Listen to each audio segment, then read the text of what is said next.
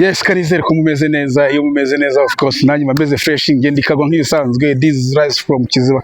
Ni YouTube channel yanyu kabisa, ni YouTube yanyu. Wowe wakoze subscribe, wowe yandikishije kuri Rise from Kiziba, ndagushimiye by'umwihariko. Mfite amashimwe mu mutima wanjye kubo abavandimwe ndetse n'inshuti mwakoze subscribe. Ubu ngubu baricyo byamaze. Ubu ngubu meze neza, YouTube imeze neza.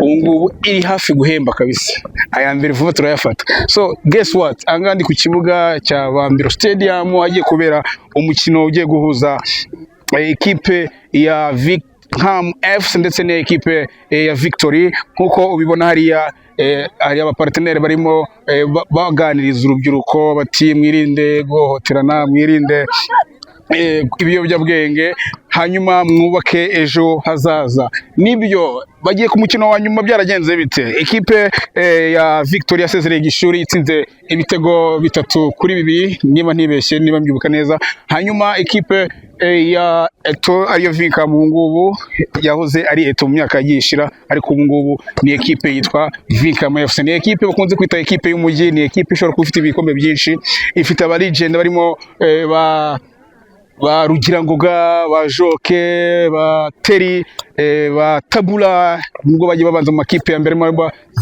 za Wake Up, ariko baje gusoreza kariyeri yabo muri Vinkham muri ekipe ndetse ari niyo quartier bari batuyemo. So tujye kurikirana match rero ya ekipe ya Vinkham of course nkuko nabivuze ruguru, ndetse na ekipe ya Victory ariyo yiswe Academy. Dusuhuza abantu benshi bagiye bakina mu Academy ndetse n'abagiye bakina muri Vinkham. So ekipe rero ya Eto kugira ngo ugere ku mukino wa nyuma yabanje yasezera ekipe ya Kayenzi yitsinze ibitego 7 ku bitego 2.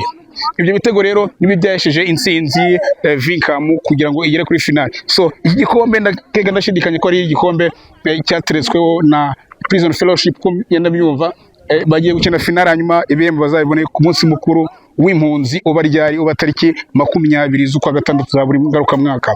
So nje ndikagwa nk'ibisanzwe rero ndaza kugira amahirwe rwaniriza amakipe ku mpande zombi, batubwire uko bagiye gukina ndetse batubwire impamvu ko kuba barageze kuri final batsinze bimwe mu makipe z'ibikomangoma ndetse zikomeye ari zinyamishaba na ekipe ya Kayenzi. So stay tuned, nje ndikagwa nk'ibisanzwe. Ndagushishikariza kwiyandikisha kujya mu mashakiro yawe ya YouTube ukandikamo Rise from Kiziba, uratubona neza cyane, kandi subscribe ndetse uze gukana ukazajya kugira ngo ntujye ushikwa n'ibiganiro turi kugezaho. So nje ndikagwa nk'ibisanzwe rero katuze kuza gukurikirana match ndetse twumve n'ibiganiro bari kutubwira bari abaparteneri. So tugende. So nkuko mubibona rero abaparteneri barimo baganiriza abakinnyi babigira ati se mwirinde ibiyobyabwenge, dufite amakuru ko muva mu myitozo mugakora bimwe na bimwe kugira ngo ufatire recuperation y'amata ugahita wigira ku kuma.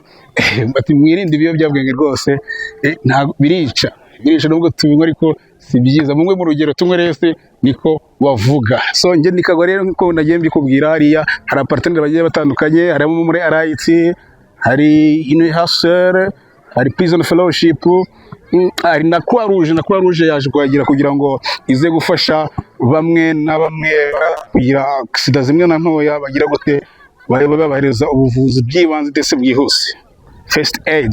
So nibyo ngibyo rero ngani ku kibuga cya Bambiro Stadium. Urabona ko bakinnyi bitonze, izuba ni ryinshi, wavuga ko turi muri sama natwe ntabwo yababeshe. Urabona ko ntabwo byoroshye, izuba ryo ryinshi. Araza gushwambaye ariko iribuze kugenda neza. Ushobora kwibaza ngo kino kibuga kuba abantu baherutse kuba babona ko ari umushasha byaje kugenda gute. Dukunda kwangiriza abantu mu nkampi. Iki kibuga iminsi yashize cyari gifite amatara, cyari gifite ubwatsi, ariko nkuko ubibona ubu ngubu ni ubutayu. Habaye kwangiriza ibikorwa remezo, kandi ibikorwa remezo tugomba kubibungabunga, hanyuma twari dukora siporo ahantu hameze neza. Angana ni gukora siporo wataha ugataha urwaye inkorora cyangwa se uri gukorora bitameze neza kabisa. So uko bimeze rero katurindire tuze kureba ku match iraza kugenda. Urabona ko kapiteni Yaya Marquinhos yaje kugira gute, yaje guhabwa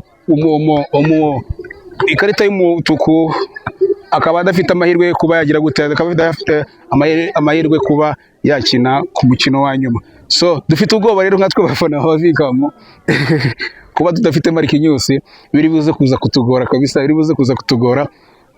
Umwe mu badefenseri iyo baza kuba baragize ubushobozi cyangwa se kugira ibyangombwa bakabaye bakina n'amakipe agiye akomeye. Dufite amakuru ko ashobora kuba yarakoze amateste mu makipe agiye atandukanye arimo za Musanze, za Etincelles, za Marine, ariko kubwo kubura ibyangombwa biza kugira gute, biza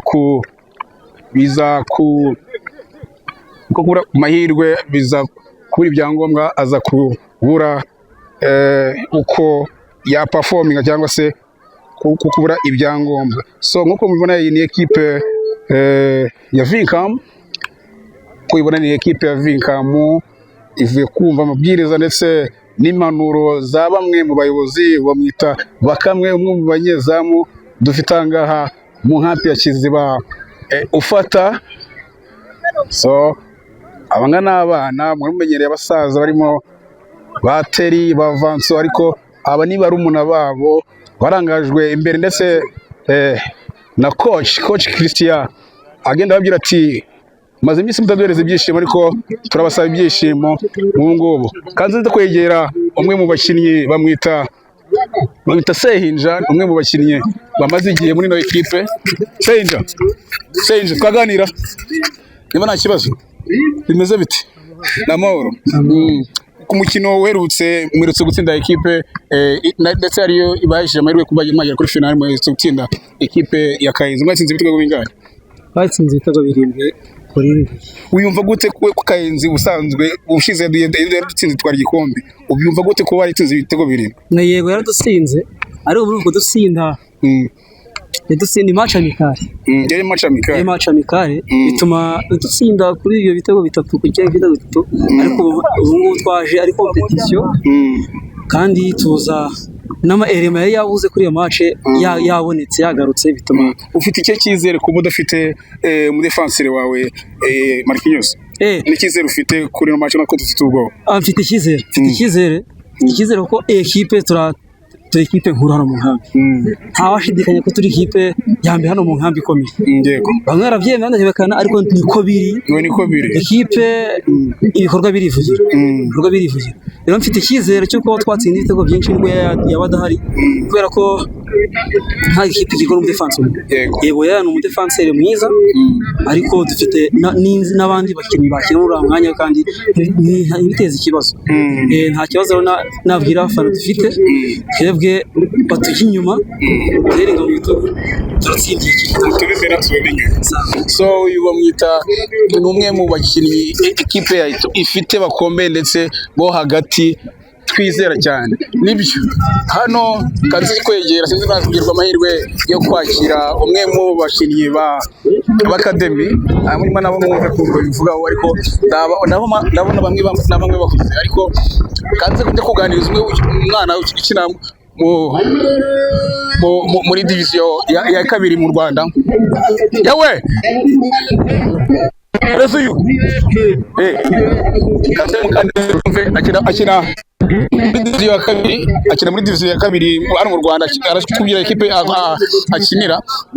Urumva baje kumwifashisha kugira ngo barebe ko baza gucyura iki gikombe. Nibyo ni equipe ya Victory imwe yazamuwe na coach Banza Bigorira, ubu akaba yibereye mu gihugu cya Amerika, USA.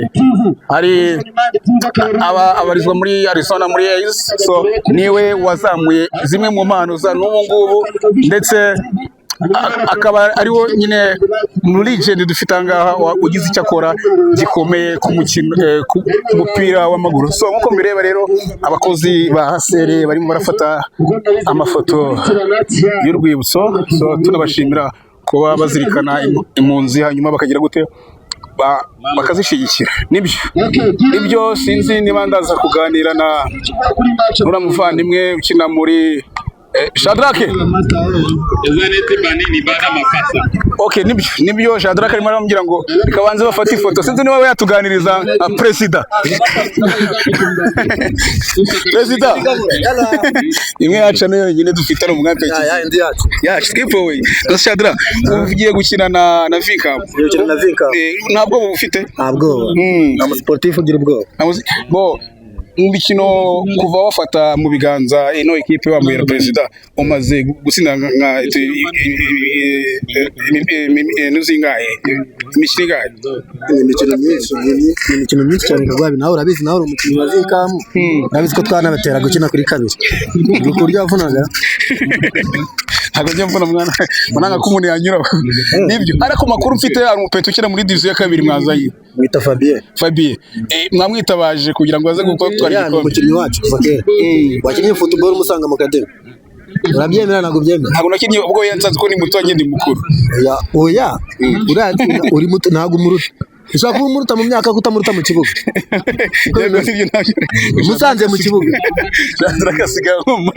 wamusanze mu kibuga namusanze mu kibuga wamusanze mu kibuga nibyo Shadrack uramwitabaje ngo yaje mu muryango we yagarutse mu rugo yego Eto idafite Marquinhos uri kwibona mu bitego bingahe ikipe nagirwa n'umuntu ikipe igirwa Fabi ikipe igirwa ibanda mu kigo igwana na 11 rero muri staff close ni umukinnyi atarimo bashiramo si baba bafite abasimbura bashiramo n'undanga Shadrack dutanga kanya kavugisha Fabien nk'iminota 2 Fabi meze bite waje gukina equipe ya kandi usanzwe ukina muri division ya kabiri waje kubatabara waje kwifatanya na equipe yawe nirazwe zamura ijwi waje kwifatanya nayo ufite iki cyizere mfite nuko turi champion kandi tugomba kwidefendinga tugakomezanya igikombe Vincam idafite Marquinhos uri kwibona mu bitego bingahe kibuga nuko tumeze nka kipe n'ukorera hamwe dushaka n'intsinzi nta tsinda mugenzi wanjye yatsinda twese n'intsinzi dukorera hamwe nka kipe arya mu busanzwe ukira muri equipe muri division ya kabiri ukina muri Sport ubu ngo mu mwanya wa kangahe mwanya wa 10 ariko division yararangiye ubu nagomba amanuka mwenye kumfollowing muzamuyireba bimwe bikorwa ajya gukora football muri general dufite no muntu nyuma ya Gafi niwe dufite wagiye muri division so turagushimira twifurije amahirwe masa so uyu nguyu ni Fabien rero akina muri division ya kabiri urabona ko musifuzi gasonga utangiza match kandi twe dutanga umwanya hanyuma tureye umupira twifurize amahirwe masa ku makipe yombi hanyuma twe turibuze kugaruka ciao ntabwo ufashe mese ugutigita se si imana ihaba musanze kandi nyabaguje nkabona yegamiriye kuri twa twuma ari gusirenge nzamushyiremo nzominga yirakaraga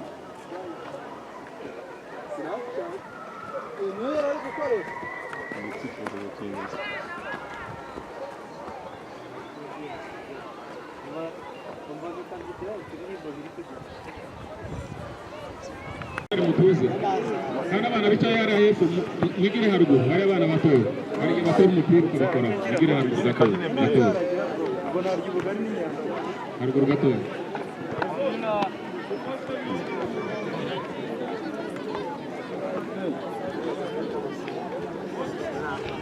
turabona amasezerano yabo ntituyazi abakinnyi ariko turabona wenda imyiteguro ko mu kanya gatoya mu masegonda 5 umukino uri buze gutangira hanyuma natwe nta kindi turi bubatize on ne change pas l'équipe qui gagne Rachel aujourd'hui ibintu bigomba kwisobanura la vérité a toujours triomphé il saura qui est faux et qui ne l'est pas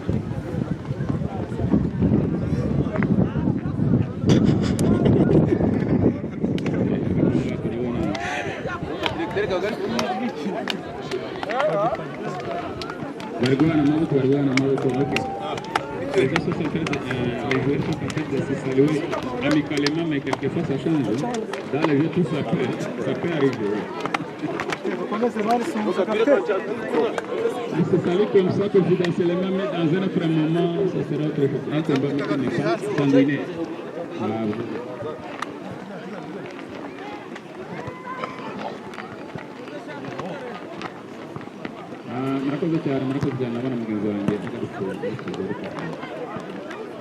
Yes, of course, uko nabababye kuva kare ni ibitego 2-1 ku busa kuri kimwe cya Victory. Victory yaje kubanza Eto, hanyuma Eto iza kuigwa miswi iragira gute irayihondagura izirariza. Ubu ngubu ni igice cya kabiri kiri hafi kurangira, ni ibitego 2-1 cya Victory. Guess what ubu ngubu noneho kubibona hariya ni corner nako ni kufra igiye guterwa n'umwana umwe wavuye muri Kayenzi. Ni umwana uryana kabisa bita izina yiri kunsobwa kabisa, ariko ni umwana uzi baro kurwego rwo hejuru. Eto baje kuyibanza mu gice cya mbere, hanyuma iza kwishura ndetse irabasubira. Ubwo ni ibitego 2 of course kuri kimwe. Ni minota mikeya kabisa kugira ngo match ize kurangira, hanyuma igikombe gitahe mu mujyi wa Vinkamu ndetse mu mujyi w'inkampi ya Kiziba ariyo Eto. Ikipe y'umujyi of course. Katurebe noneho iriya kufa so barayiteye out. Yego nibyo nari kumunda kubwira, ni match turi gukurikirana nanga, ni match turi gukurikirana iri guhuza Vinkamu FC ndetse na Victory. Ekipe yazamuwe n'umuri legend Banza Bigorira kuva muri Amerika, akaba ari wafonze ndetse akaba ari wateje imbere imikino ngaha, baramuzi kabisa. Yazamuye barimo ba Safro, harimo ba Gafi, amwe bigeze kuba abakapitene b'ikipe y'Amavubi ya under 17, niwo bizamure rwose. Muzungu nawe ukikumva arakumva kabisa.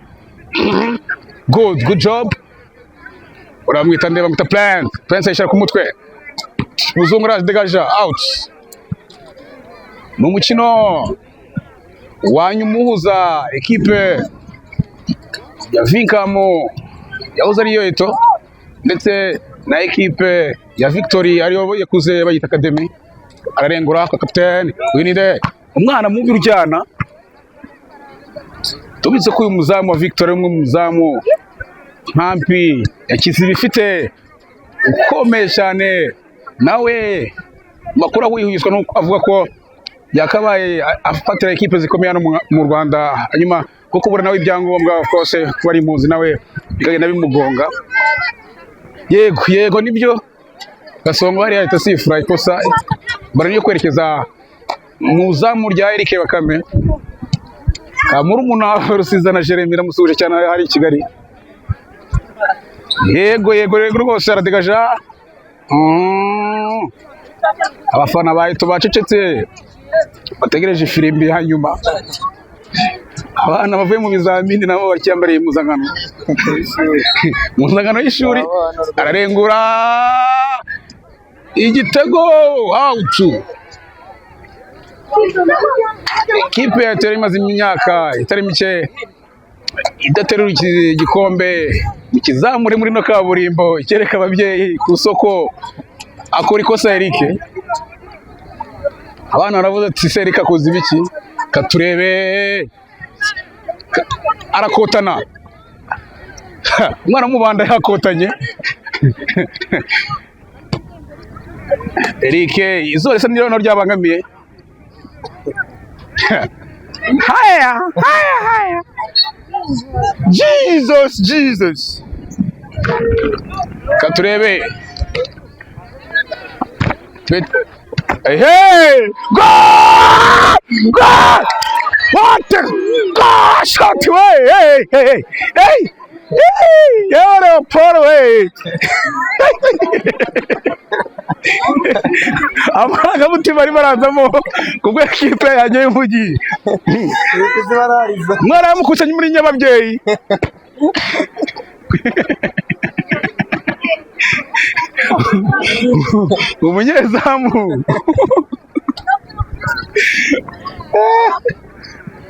Umunyezamu wa Victory umugani wa Danize uramukoze mu Nyababyeyi. Ndabona Gasenga avuga ati muturaze neza mw'abantu mwe tuza kunywa za match akatwimere neza, akina neza.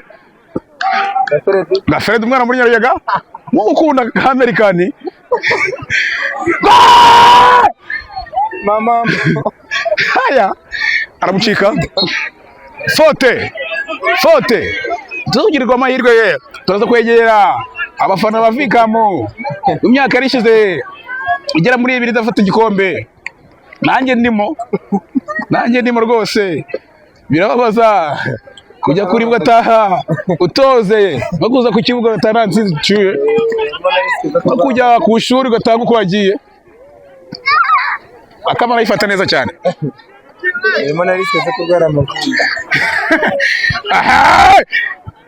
watapanga umutuku hariya n'umutuku yewe we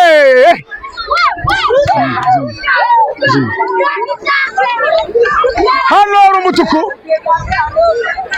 yaramucanze neza umwana wari isosi akaba mwene ndaryara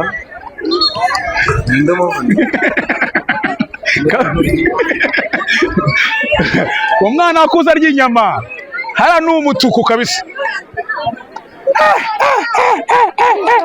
Jesus yewe Leopold we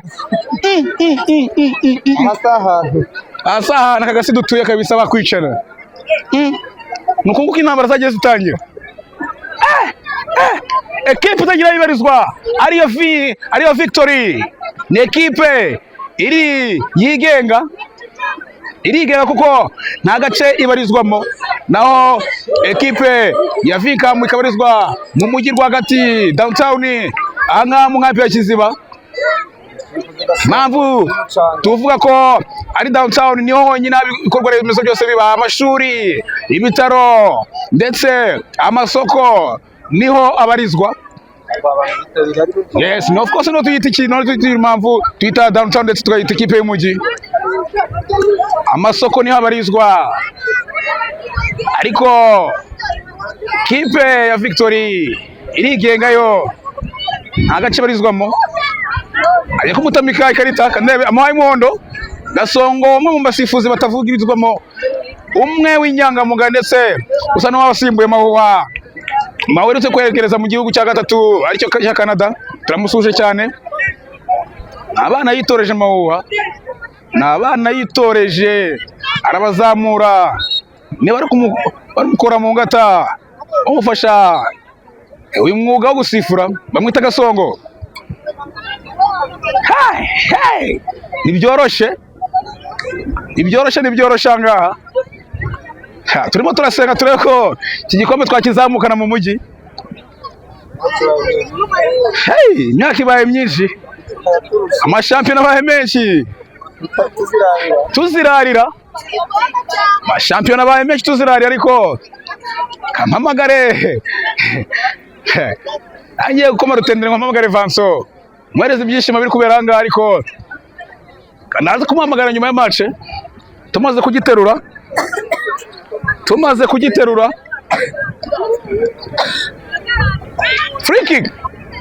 free kick yagazeho mwise ndetse ariho n'abana kore ikosa kunze kwitaka mwise mwana akuze yisemera ku sosi papa kabisa mwana ayifashe mashe iri kuri munota bicengo irangire asonga degaja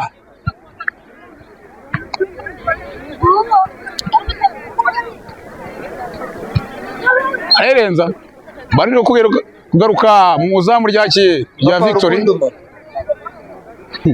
sawa nibyo koko nibyo ngaha nibyoroshe hagati ya ekipe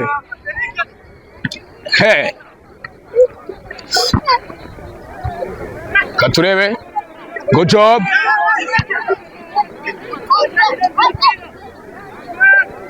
katurebe Sam good kanya tujye kujya waha mu gice cy'abafana abafana bavikamo ndabona yaya Marquinhos mu defenseur wa mbere mu nkambi ya Kiziba yarazirariye bakamwereka umutuku kaje gusiba ariko aho aratuje nezerewe, afite kamwenyu nk'uri kubona icupa rya mbere akabona irya kabiri rya mitsingi kabisa, aranezerewe, arashyushye. Jesus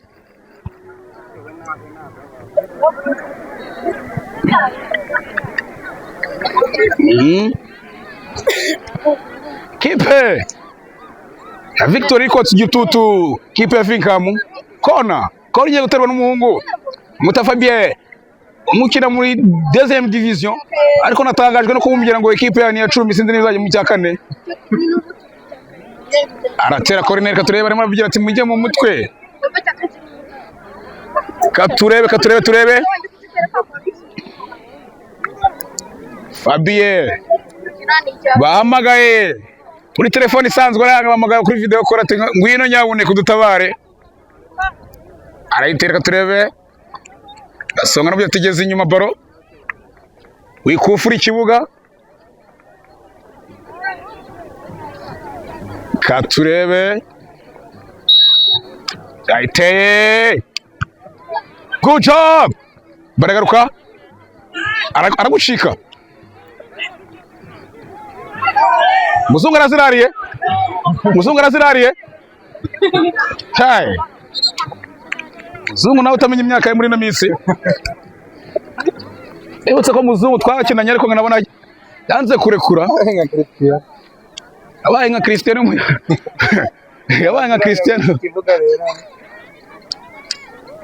Muzungu bamukoze mu mujisho, yamukoze mu musatsi simbizi, bararenga agiye